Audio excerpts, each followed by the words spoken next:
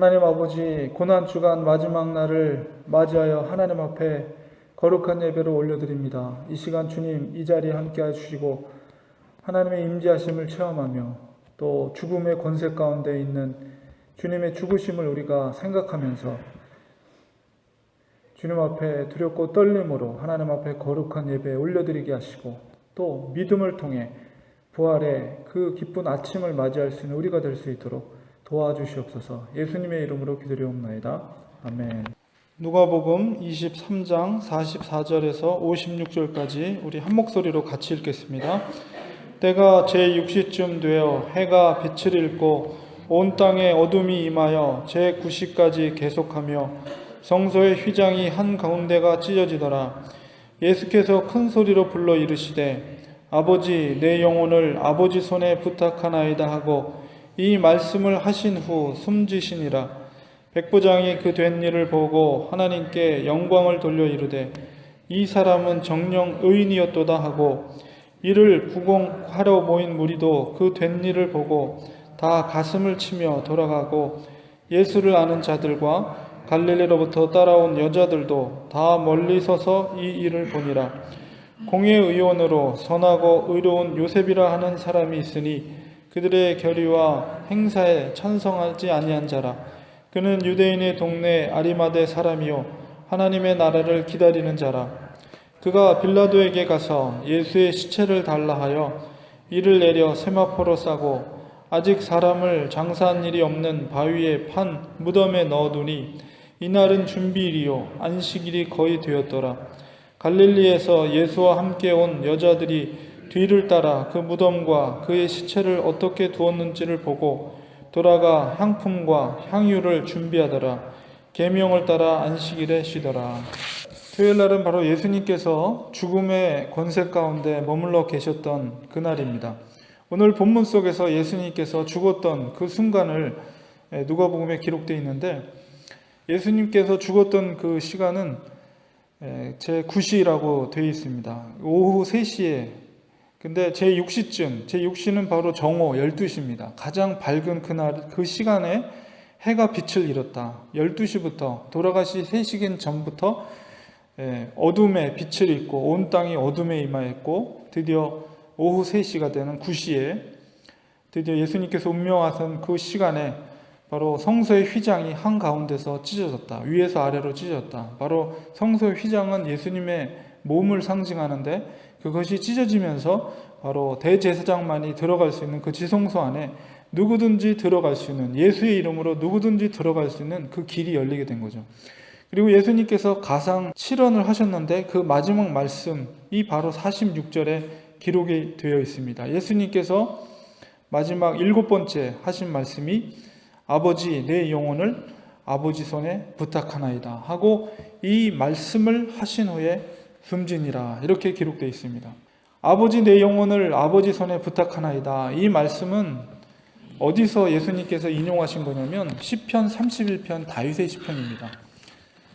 어저께 저희가 사무엘상 모든 그 책을 통독을 했는데 그 다윗이 어떤 상황 가운데서 시편을 기록했는지 우리가 역사적인 배경을 우리가 보았습니다.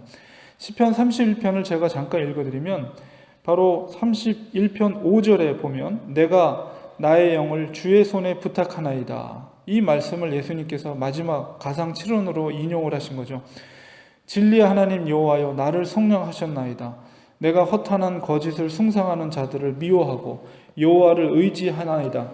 내가 주의 인자하심을 기뻐하며 즐거워할 것은 주께서 나의 고난을 보시고 환난 중에 있는 내 영혼을 아셨으며 나를 원수의 수중에 가두지 아니하셨고 내 발을 넓은 곳에 세우셨음이니이다. 여호와여 내가 고통 중에 있사오니 내게 은혜를 베푸소서. 내가 근심 때문에 눈과 영혼과 몸이 쇠하였나이다. 내 일생을 슬픔으로 보내며 나의 연수를 탄식으로 보내며 내 기력이 나의 죄악에 약하여지며 나의 뼈가 쇠하도소이다. 내가 모든 대적들 때문에 욕을 당하고 내 이웃에게서 심히 당하니 내 친구가 놀라고 길에서 보는 자가 나를 피하였나이다.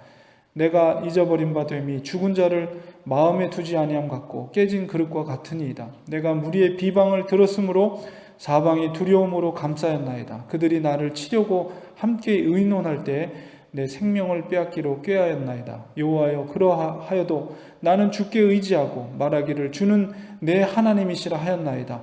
나의 앞날이 주의 손에 있사오니 내 원수들과 나를 핍박하는 자들의 손에서 나를 건져주소서. 이게 시편의 고백이고 다윗의 고백입니다. 바로 이 마지막 십자가상에서 말씀하신 그 예수님의 말씀이 바로 다윗의 시편을 인용한 것이죠. 예수님은 마지막 그 돌아가시는 그 상황 가운데 있어서도 하나님의 말씀에 의지했고 하나님의 말씀을 인용했습니다.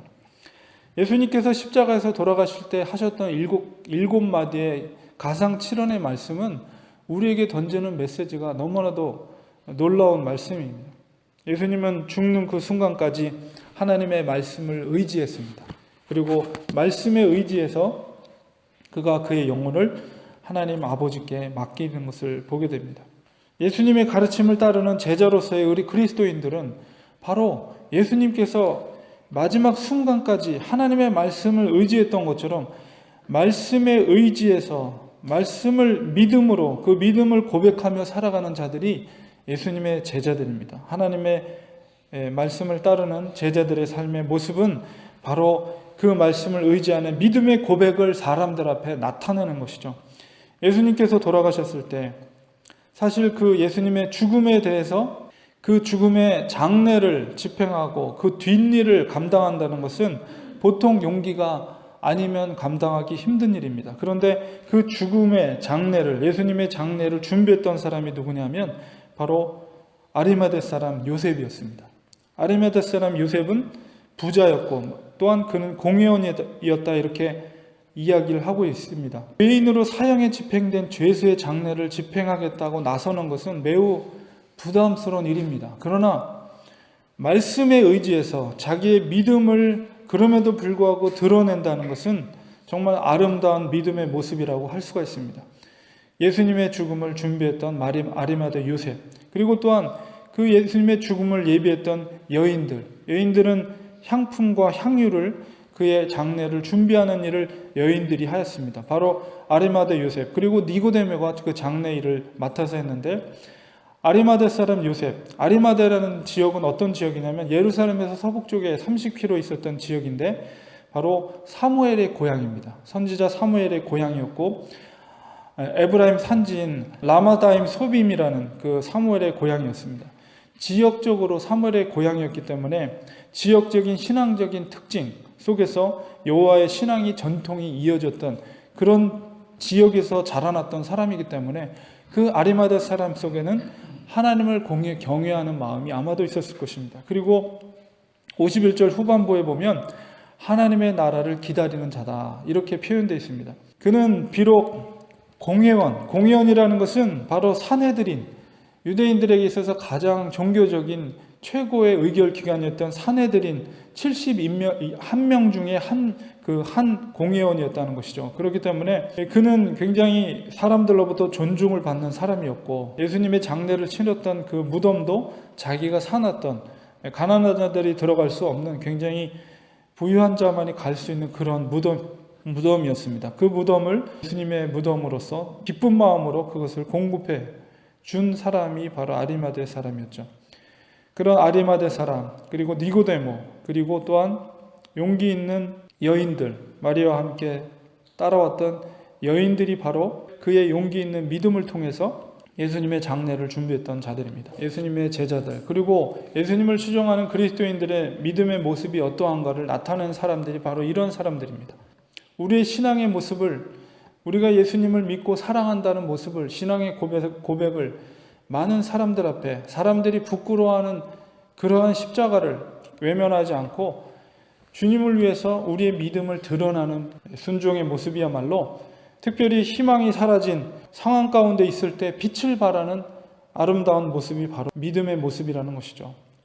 우리의 믿음의 모습이 바로 아리마대 요셉과 같은, 니고데모와 같은 사람, 그리고 향유와 또 향품을 준비했던, 예수님의 장례를 준비했던 그 여인들의 신앙의 모습이 바로 우리의 모습이 되어야 됩니다. 그래서 세상 가운데, 세상 사람들 가운데 내가 예수 그리스도를 믿는 사람이며 또한 말씀에 순종하여서 말씀이 가라는 곳에 가고 말씀이 선포하라는 곳에 선포하고 예수님께서 십자가상의 마지막에 말씀에 의지해서 하나님의 믿음을 나타냈던 것처럼 우리들도 세상 가운데 특별히 희망이 사라져 있는 그 상황 가운데 있을 때 우리의 믿음을 드러내므로 말미암아 그 어두운 가운데 있는 세상의 빛을 드러낼 수 있는 믿음의 용기 있는 사람들, 그런 사람들을 통해서 하나님은 하나님의 나라를 임하게 하는 역사를 이루셨다는 것이죠. 바로 아리마대 사람 요셉은 하나님의 나라를 기다리는 사람이었습니다. 그의 용기 있는 믿음의 실천과 그런 태도를 통해서 그는 바로 부활의 아침 속에서 예수님의 부활을 통해 하나님의 나라의 임재를 체험한 첫 번째 사람이 되었습니다. 우리들도 이제 죽음의 권세를 깨뜨리고 이제 내일이면 예수님께서 부활하는 부활의 주일을 맞이하게 되는데 바로 그 예수님의 부활을 통해서 하나님의 나라를 하나님의 나라의 임재를 체험하고 참된 소망과 기쁨을 누릴 수 있는 것은 바로 용기 있는 믿음, 말씀에 대한 순종을 통해서 그것이 참된 소망과 기쁨으로 그리고 부활의 소망으로 우리가 맞이할 수 있게 되는 것입니다. 용기 있는 믿음의 신앙, 특별히 어두움 속에 있을 때 진정한 용기 있는 믿음이야말로 어둠 속에서 참된 소망과 희망을 드러낼 수 있는 빛과 같은 아름다운 믿음의 행동이며 믿음의 모습이라는 것을 우리의 믿음의 신앙의 모습이 이 어둠 속에 있는 세상 가운데 빛으로서 세상을 밝힐 수 있는, 그리고 우리의 믿음을 드러내남으로써 우리의 믿음을 세상 가운데 사람들 가운데